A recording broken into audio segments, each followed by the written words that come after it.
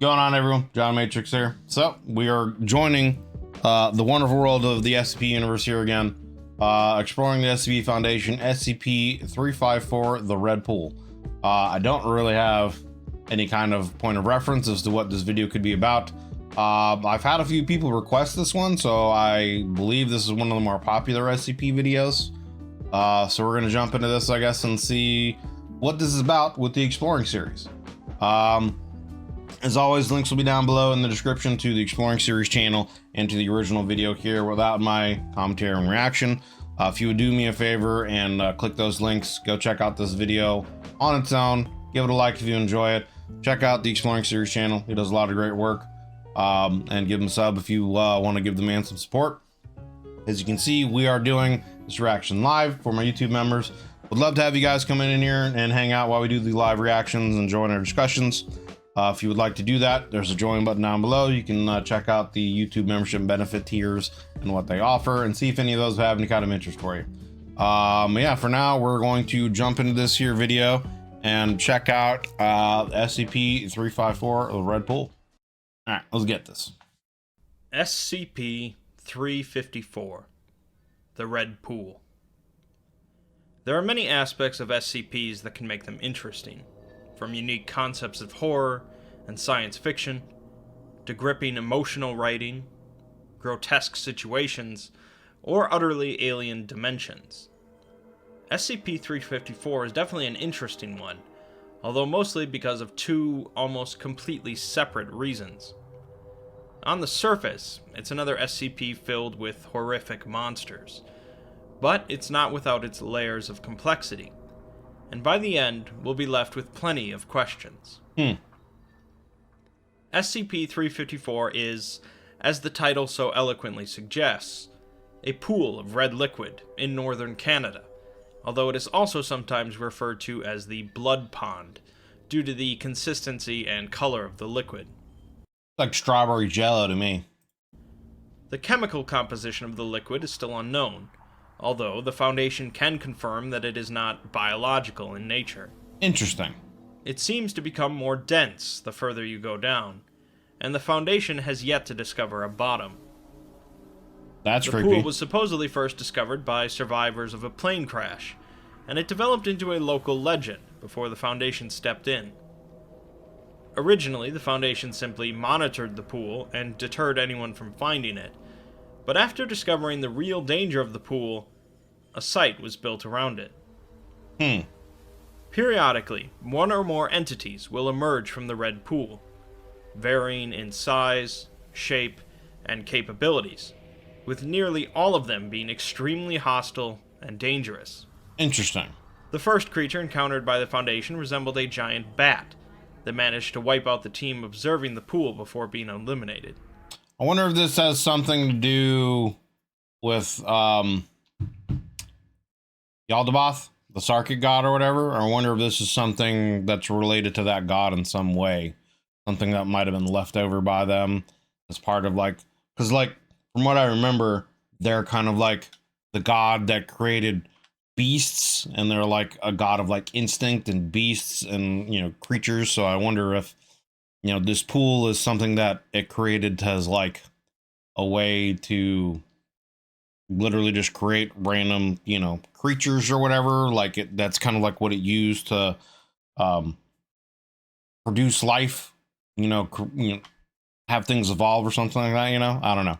Just throwing things out here because it seems logical that could be the case, I guess, but why would it be in Canada as opposed to part of the other, where everything else took place in the Mediterranean, I think, area is where most of everything came from the Meccans and the Sarkics and the Davites and stuff like that, but who knows? After this, a proper site was built around the pool with an enclosure to stop any further entities from attacking the personnel. The next entity was a bear-sized creature resembling an echidna, covered in bulletproof spines, although it couldn't get through the enclosure and was eliminated with napalm. Yikes. Next, a metallic sphere emerged from the pool that was capable of levitation and emitted concentrated beams of radiation. That kind A of doctor managed to strike it with a sledgehammer, causing it to explode. that kind of would seem to play against the Aldebaran theory then, or idea. Interesting. A few humanoid entities have also been seen, including a reptilian-looking creature roughly 15 feet tall, and a metallic entity described as a Terminator that was highly adept at combat and possessed some sort of cloaking device. Interesting. So I wonder if it's a situation where, like, whoever is nearby the pool, maybe their imagination, like, manifests some creatures or something like that. You know? The reptilian entity was killed by Mobile Task Force Omega-7, while the metallic one powered down after 60 minutes and was dismantled. Another humanoid entity that emerged seemed to be a human male of Indian descent that was killed on sight due to the enclosure still being damaged from a previous encounter. Rip. Testing on the remains seemed to show the entity being identical to an average human being. Other creatures encountered include feline entities made up of some sort of crystal, and something possessing large tentacles that retreated back into the pool after sustained gunfire. So, the Foundation really had no way of preventing the pool from creating these entities, and thus they focused on trying to study any of these creatures. Right. A task made difficult due to their hostile nature. We're not really given any information about how often these emergences occur, although in one case there was a period of 8 months between encounters. We then learn that there has been a... Well, so I guess if there's been a period of 8 months, that might go against the idea of, like, someone's thoughts, like, manifesting a creature, because if there's people around it constantly watching, you know, to contain anything that comes out, people would be near enough to it, you would think, to where their thoughts, emotions, whatever, would create something that would come out of the pool. So I would tend to think that that would not be the case then. So, I wonder if the pool has some kind of consciousness or whatever that is just, like, trying to test life evolution or something like that. Or if it's just random creatures. Maybe the pool is some kind of gateway between dimensions that these creatures can come in and out of. Interesting. A period of 2 months about how often these emergences occur, although in one case there was a period of 8 months between encounters. We then learn that there has been a period of 22 months since the last emergence, with the doctor in charge believing that either the pool is dying or dead, or that it is charging up for something big. Yeah. The O5 Council believed it was the former, cutting the site's budget. Sometime Yikes. later, the staff of the 354 site evacuated the facility, shutting down power to the area and taking a number of supplies and vehicles with them. An MTF was sent to investigate, but the site... Did they ever try to, like, empty the pool? You know what I mean? Like, just pull the water out? Or something? You know? I don't know. I'm just trying to think of, like, what they could do. Like, if they pulled some water out and put it in another container, would creatures come out of that other container? You know, maybe they're lesser, smaller, or whatever. Or, you know, if the water just happens to be a side effect of whatever area they're in, where these creatures are coming out of, you know, who knows? The site's nuclear warhead was detonated, shutting down power to the area and taking a number of supplies and vehicles with them. An MTF was sent to investigate, but the site's nuclear warhead was detonated before they could arrive.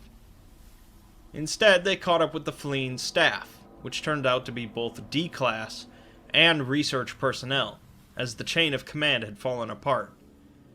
They were armed, and immediately began firing upon the MTF, killing the team. No further contact has been made with them since. Due to the detonation of the warhead, a new containment facility was built around the pool, this time focused entirely on containing the threats. So was the warhead just set off on the containment facility itself and not in the pool? Because, like, if you set a nuke off in this pool and the pool's still there, that's kind of crazy. Kind of crazy. It didn't, like, evaporate the fluid in it or destroy whatever else could be there, you know? around the pool, this time focused entirely on containing the threats rather than any study. This is because the new head of the site believes that the pool is capable of some sort of mental influence, which caused the previous incident. Finally, we're given an interview log with an agent that works at the 354 containment facility. It seems that a doctor had the idea to try draining the pool, which seemed to everyone to be a good idea, although he wonders why no one thought of it before. He claims that although the SCP entry makes it seem as if the Foundation has 354 under control, that's hardly the case, as every time another entity emerges from the pool, it manages to get loose in the building. That would be a The problem. O5 Council approved the plan to drain the pool, and a massive pump was brought in. Oh, there we go. The agent claims that when they put the hose into the pool, everything stopped being real, like they were in a dream, but needed to wake up in order to escape it. What? Everyone on site felt this sensation, and he claims that the pool wouldn't allow them to activate the pump, and now that they've tried to execute it, it's angry. Interesting. So maybe the creatures that are being created aren't actually real, and it's all in their mind, and this thing just has some kind of psychic influence over people, and it's just fucking with them and their brains. That one might go along with like the Terminator kind of creature, because like, why would something create some kind of like Terminator being just randomly, you know, without having knowledge of, you know, the movie or the universe, the Terminator universe or something like that? I mean, I guess it could be coincidence, but interesting. The agent breaks into hysterics, saying that the pool is growing every day, and now they've made it angry. That might be enough for a good SCP, a deeply mysterious pool that spits out hostile entities and seems to have a mind of its own. But many would say it's the exploration log that really makes 354 what it is. As we'll see, the exploration log is really almost its own separate SCP, as both could be enjoyed independently of one another. But it does raise some even more interesting questions about 354. Since the pool gets denser as you descend, the Foundation sends a team in a vehicle described as a submarine with a drill attached to the front. Bro, like, the red shirts they're sending down there in that submarine, brother, like, rip. You know what I'm saying? You know what I'm saying? Pouring out for my homies with that one. Like, I don't think anyone's coming back. You're getting sent down in this thing. In order to explore the pool, whether to find the bottom, something inside of the pool itself, or to find another side. The crew consists of a doctor, 3 agents, 2 D-class personnel, a geologist, and a pilot. The vessel descends through the incredibly dense liquid for 2 days before gravity suddenly changed directions, and they were now ascending rather than descending. Interesting. On the 4th day of the mission, the vessel reached the surface of the pool, although they were definitely now in a different location than where they left. Yeah. The ship analyzes the atmosphere, finding that the air is breathable, but it was nighttime when they arrived, and continues to be dark for over 28 hours. So they got sent to a new planet, essentially, or potentially a parallel world or something like that. That's kind of what the idea that I had, that this potentially is, you know, this pool is just essentially a like water or some kind of fluid that is sitting on top of like a portal. It's a gateway to either another planet or another dimension or something like that. Finally, dawn comes thanks to a huge red star in the sky, clearly not Earth's sun. The doctor ponders whether they are in a different time, place, dimension, or plane of existence. They find that the red pool on this side is larger than the one contained by the Foundation, but the crew took an inflatable raft to the shore, finding the ground to be devoid of plant life aside from a fuzzy moss. The ground seems to be made up of some type of mineral, resembling a mixture of sand and flour.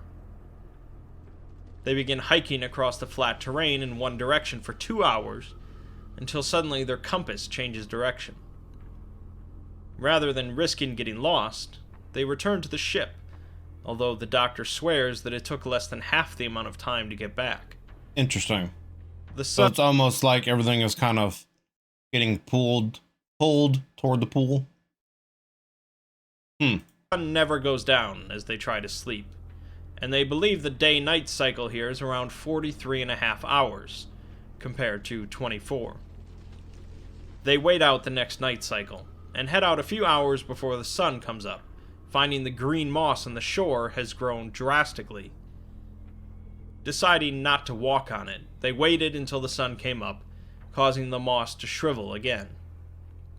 It's at this point that the doctor realizes that there's no wind whatsoever here, meaning there's practically no sound. I feel like that would be something you would notice quickly. You know, if there's no wildlife making any kind of noise and there's no wind, the fact that we're used to hearing those things and now there's an absence of them, I feel like you would notice that really quick. I noticed that. Like, whenever, the power goes out, for example, like, you notice that how quiet things actually really are when you don't have, the background noises going on that you just kind of get used to and tune out. So I feel like, that would be something, the absence of sound would be something that you would notice really quick.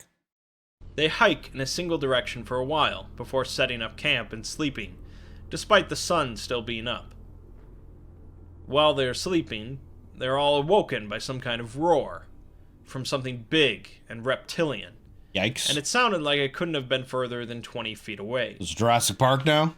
After emerging from their tents, they saw nothing, and the flat terrain for miles would certainly allow them to see a creature moving. They continued on, eventually leaving the mossy ground behind and finding a vast field of beautiful green grass, resembling a mowed lawn. The grass turned out to have extremely sharp points, as they discovered when someone tripped and fell, but their boots allowed them to easily walk through it. They eventually found a small stream, and after testing the water, found it to be actually liquid carbon dioxide. Yikes. Despite CO2 normally being a gas at this temperature. Next, they moved on to an area where the green grass turned brown and withered, and there were trees resembling birch, although the leaves were wrong. Birch, please. At some point, they lost one of the agents while they were walking, although no one knows when or how he disappeared, since the place is so quiet and they don't talk much. Again, like, if it's so quiet, how are you losing someone? Like, you all should be, I would assume, grouped up fairly close to each other, right? So you don't lose track. I don't know. That seems strange. The doctor says there was an 8-hour window where he could have gone missing. But that's it's a long-ass window that no one heard anything. Right, exactly. It's almost like, I feel like it's some kind of mental thing going on where there's like an entity or being there that is controlling what their senses are perceiving. And so like this guy like disappeared and they didn't perceive it because whatever this entity or being is didn't allow them to, something missing with their senses. Right. Yeah. Like, yeah, that's what I'm getting at so far, is there's some kind of entity or being here that's like psychically or otherwise in their brain and is messing with their senses, testing their reaction, I guess, maybe to various stimuli, like this giant creature roaring, but there isn't actually a creature there. And they're in an area where they should be able to see something approaching them for miles.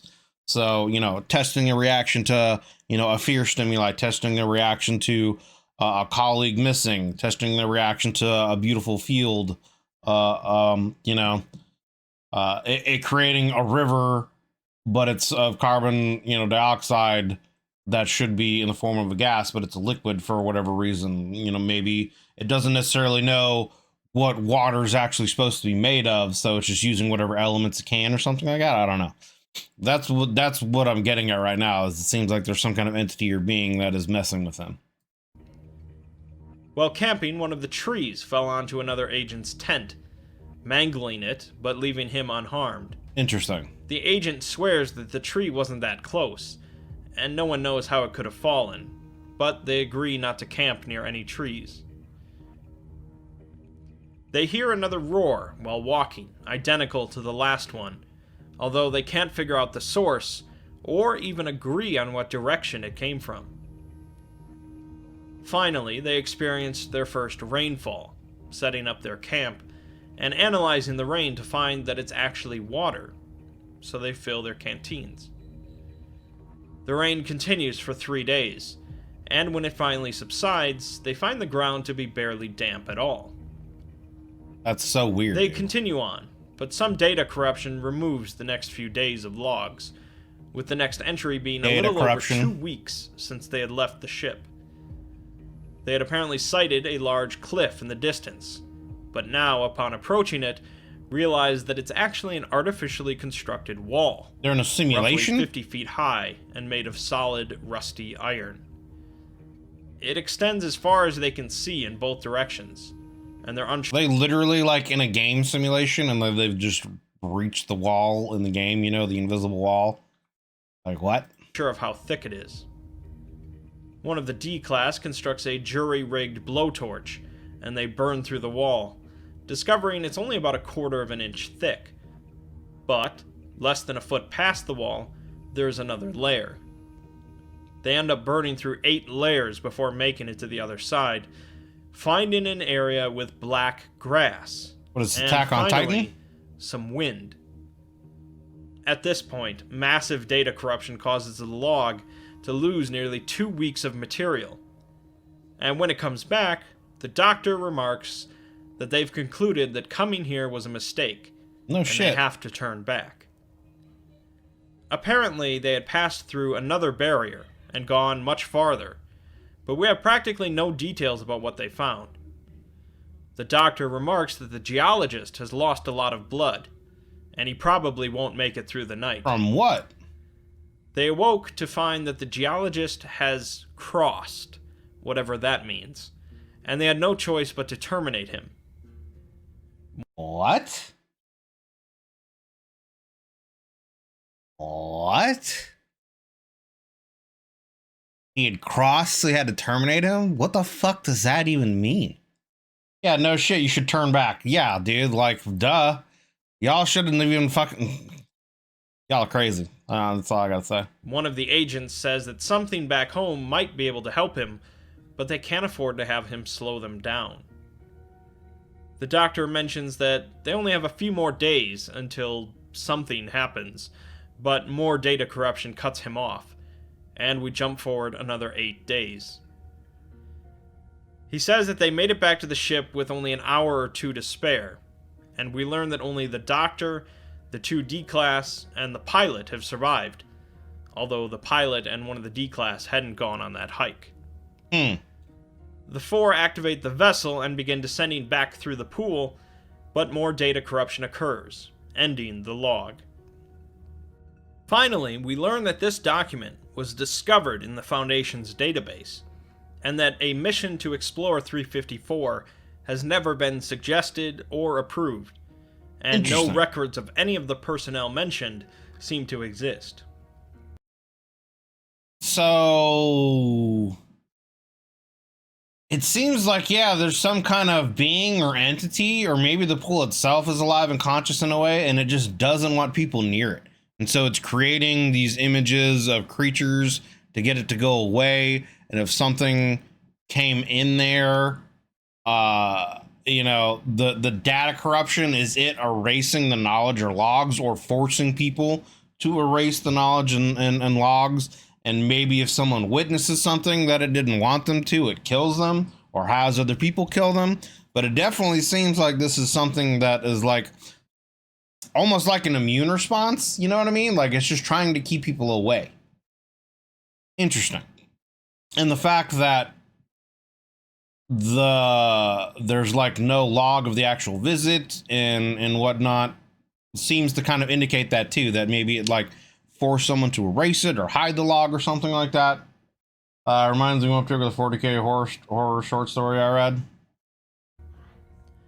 The exploration log is a bit more divisive than the 354 entry itself, since it sets up a really unique and interesting world, and then leaves so much hanging on its climax. Yeah.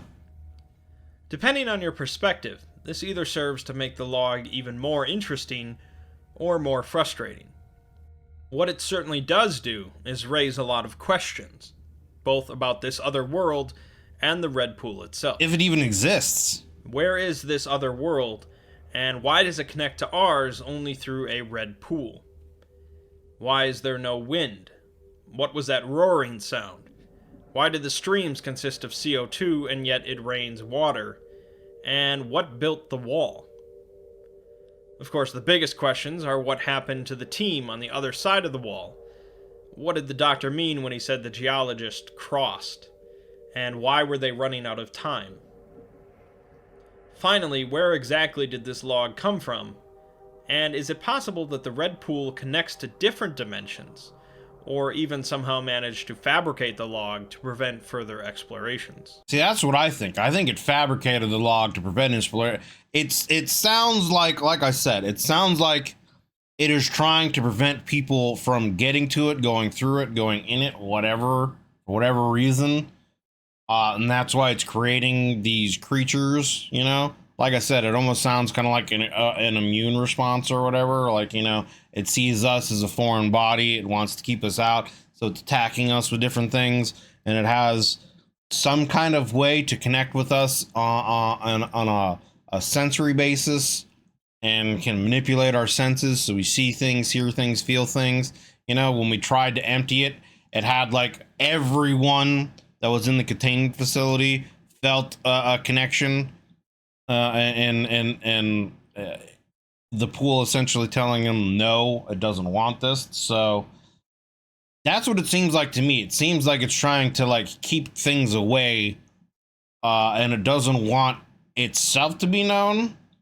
You know, maybe the pool is actually some kind of defense mechanism, like it's supposed to be like a warning beacon preventing people, you know, from getting in there, saying like, hey, you know, going to this other dimension is a bad place, there's weird shit that happens there, don't go here, stay away.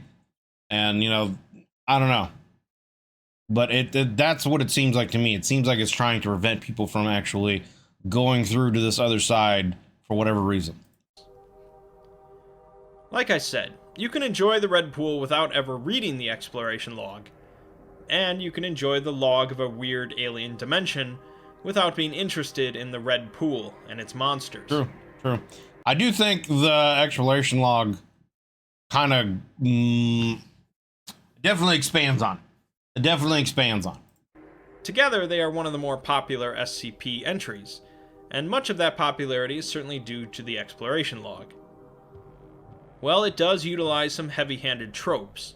Both the pool and the mysterious dimension are evocative enough to represent some of the most interesting aspects of early SCPs. Now, let's see what we got here. What's the quote at the end, brother? All right. Agent Redacted, up until now, it's been content just throwing monsters at us. It's been playing. Now we have it locked up and we tried to execute it. Now it's angry. Dr. Redacted to PA guards. Please restrain Agent Redacted. Agent Redacted. My buddy measured its banks once and compared them to the photos from its first discovery. You know what he found? Agent Redacted grabs Dr. Redacted. Dr. Redacted guards Agent Redacted. It's growing. The pool's growing.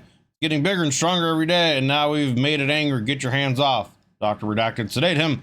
We'll continue this in the morning if he's lucid by then anyway. Interesting log. So, I mean, that quote there kind of makes it seem more like it's alive and is trying to attack people as opposed to my original idea. But maybe they're just perceiving it that way. Maybe that's just what they're perceiving. It's making them see that, and it's not actually growing. You know what I mean? Maybe it's trying to get them to fight each other, to kill each other so that they go away. You know? Who knows? But a very interesting story. And like for me, I like stories like this because it definitely seems like it's left open to your interpretation. It very well could be what I'm leaning towards is something where it's like it's a defense mechanism trying to keep people away, or it could very well be argued that this is some kind of like malicious thing that is trying to actually attack and kill people for whatever reason. Maybe the world that you go to is actually some kind of like simulation of its creation. You know, who knows? Who knows? It's an interesting world, you know. It definitely begs more questions than it answers, you know. The rivers being made of liquid CO2 when it does rain normal water. It almost seems like, again, like it's like something could be getting into people's heads, and it could be like testing them in certain ways, like the roar. There's a random roar. Could be testing them for like their stimuli response. A tree, you know, lands on the tent but doesn't kill the person. Could be testing their response to how they're gonna react to that. You know, it places a barrier in front of them, so it's testing what they do when they come against an obstacle like that. And then there's more layers of it. Then they get through it, and then there's actual like a place where there's wind and there's black grass. So it like changing stimuli, you know, and stuff like that, testing them. So who knows? Who knows? One of those things that seems to be left open to interpretation, but interesting story. Interesting story. So yeah, that's gonna do it for this one, guys. I appreciate you coming in, hanging out, and watching this. As always, links will be down below in the description to the original video without my commentary and reaction, and to the Exploring Series channel. If you would do me a favor, click those links, go over there and give this video a like if you enjoyed his original video, and check out his channel. He's got a lot of great content. Give him a sub if you want to support him. We are doing this reaction live for my YouTube members, so if you would like to come in here and hang out when you know, we do these reactions live and join in the discussions, would love to have you guys come in here. There's a join button down below. You can check out the YouTube membership tiers that I offer, see if any of those benefits have any interest to you. Regardless, I just appreciate you guys coming and hanging out and watching. If you enjoyed this video, consider leaving a like and a sub, as it helps me and helps the channel grow. And I just appreciate you guys coming and watching. Hope you're having yourselves a wonderful day, and I will see you guys on the next one.